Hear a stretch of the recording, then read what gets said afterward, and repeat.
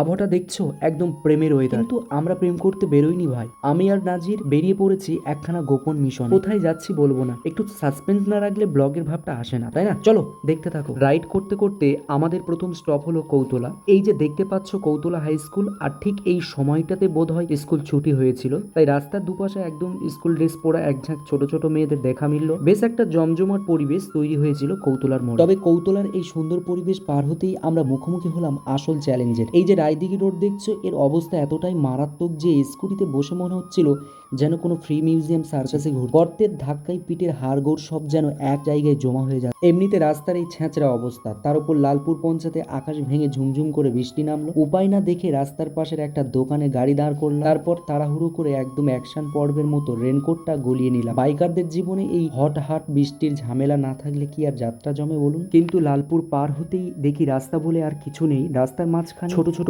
পুকুর তৈরি হয়ে গেছে। যাই হোক, অনেক কাদা জল যুদ্ধ পেরিয়ে অবশেষে আমরা এসে পৌঁছালাম আমাদের সিক্রেট গন্তব্যে, মথুরাপুরের স্কুটির শোরুমে। আসল ব্যাপার হলো, আজকে নাজিরের ওই লাল কালারের স্কুটির সার্ভিসিং ছিল।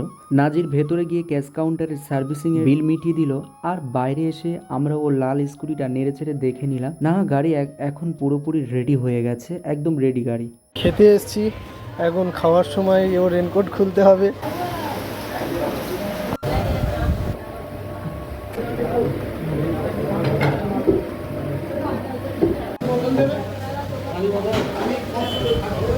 তো গাইস, আমাদের বিরিয়ানি চলে এসেছে। দেখো গাইস, মোষের বিরিয়ানি।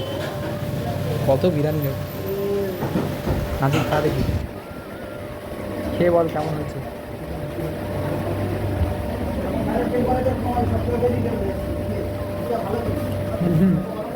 কিরকম?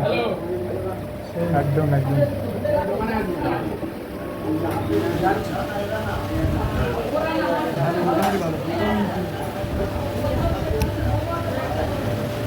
মথুরাপুরের এই ঐতিহাসিক সাইমা হোটেলে এসে তোমরা কারা কারা অলরেডি বিরিয়ানি খেয়েছো কমেন্টে একটু জানাবেন। আর দেখা হচ্ছে পরের কোনো মিনি ব্লগে। টাটা।